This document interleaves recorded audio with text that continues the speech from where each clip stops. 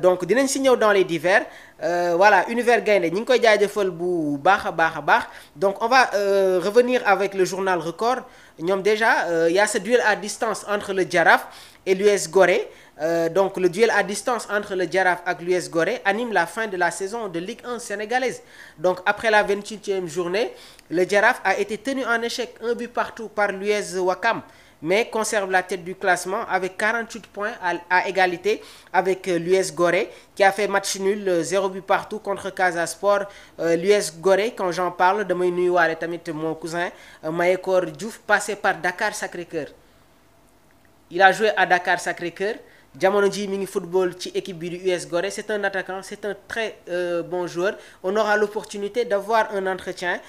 avec lui donc cette lutte serrée pour le titre voit l'US Ouakam troisième avec 45 points voilà avec troisième avec 45 points resté dans la course le Jaraaf vise un 13e sacre tandis que l'US Gorée espère reprendre seul la tête du championnat donc jamono ji nag le suspense reste entier à 2 journées de la fin avec un championnat très disputé entre ces clubs historiques on va enchaîner avec les divers de l'actualité c'est parti d'abord dinañu ñëw sur la coupe du monde des clubs suñu fa jógee tamit dinañu ñëw sur les infos transferts mais on va parler de ce milieu de terrain de l'équipe nationale du Sénégal concernant les échos de la tanière dinañ koy am on va venir sur les informations de la tanière Sénégal war a jouer ñaari match ak Soudan ak équipe bi di RDC Congo mais concurrence bi am ci milieu de terrain bi lu doy waar la donc dinañ ci ñëw déjà y a Cheikh Niass y a Mamadou Lamine Camara nekk ci équipe bi di RC Berkane qui a été titulaire au poste de sentinelle face à cette équipe irlandaise le nouveau Sergio Busquets de la tanière amoon na il a ce même profil que les frères Fati Jacques Fati Ricardo Fati bi nga xamante ne footballoon na sax ci équipe bi di AS Rome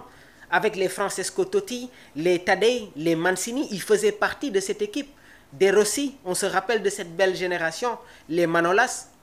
Fati était un excellent milieu de terrain très technique daf may rappeler le profil de Camara me rappelle Fati donc dinañ ci ñëw suñu ñëwee sur les échos de la tanière la coupe du monde des clubs déjà il y a cette rencontre entre Urawa Reds ak Monterrey bu Sergio Ramos Sergio Canales Lucas Ocampos 4-0 donc pour cette équipe de Monterrey l'Inter de Milan qui élimine River Plate fa le Franco Mastantuono nekk tamit voilà un joueur du Real de Madrid donc l'Inter de Milan se qualifie sur ces huitièmes de finale de cette coupe du monde des clubs à 19h il y aura le choc entre la vieille dame la Juventus de Turin ak Manchester City bu Pep Guardiola à 19h il y a une autre rencontre mais ces deux équipes sont déjà éliminées muy Wydad Casablanca ak Al Naïm ce sera à 19h demain à 1h du matin Salzbourg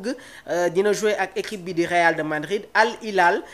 jouera face à Pachuca victoire impérative pour le Real de Madrid Pachuca déjà éliminé Al Hilal en cas de résultat positif dinañu rejoindre tamit voilà les huitièmes de finale de cette coupe du monde des clubs il y a déjà les rencontres des huitièmes de finale sur les équipes qui sont déjà qualifiées Palmeiras jouera face au Botafogo mu nekk tamit un duel entre deux clubs brésiliens l'Inter de Miami bu le Lionel Messi dinañu dem défier le Paris Saint-Germain Chelsea jouera face au Benfica le Bayern Munich jouera face à Flamengo l'Inter de Milan Fluminense de Thiago Silva le BVB Borussia Dortmund Monterrey donc il nous reste 4 équipes à partir de là dinañu am toutes les affiches concernant les huitièmes de finale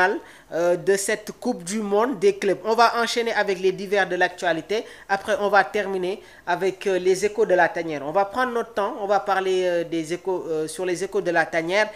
donc les binationaux yi nga xamante ne war nañu intégrer cette équipe nationale du Sénégal le retour de Sadio Mané une équation pour Pape Bouna Thiaw maa ngi ko doon wax avant-hier Pape Thiaw Sadio Mané va revenir dans cette sélection léegi nag y a déjà un trio qui est en place est-ce que Pape Thiaw du sacrifier benn milieu de terrain nekk dans la continuité avec le trio Ismaïla Sarr Iliman Ndiaye Nicolas Jackson Sadio Mané comme électron libre loolu su ko defee il faut mu sacrifier benn milieu de terrain et jamono ji ci poste de milieu de terrain bi y a la concurrence Pape Matar Sarr n'était pas présent sur les 2 matchs amicaux face à cette équipe irlandaise et l'Angleterre. Habib Diarra, tamit Idrissa Gana Gueye, Mamadou Lamine Camara. Lamine Camara, ils sont tous là. Donc une équation pour Pape Bouna Thiaw. On va terminer avec les divers concernant les échos de la tanière, mais on va enchaîner avec le mercato. Dañ koy commencer ak les informations yi nga xamante ne mi ngi circuler sur cette équipe des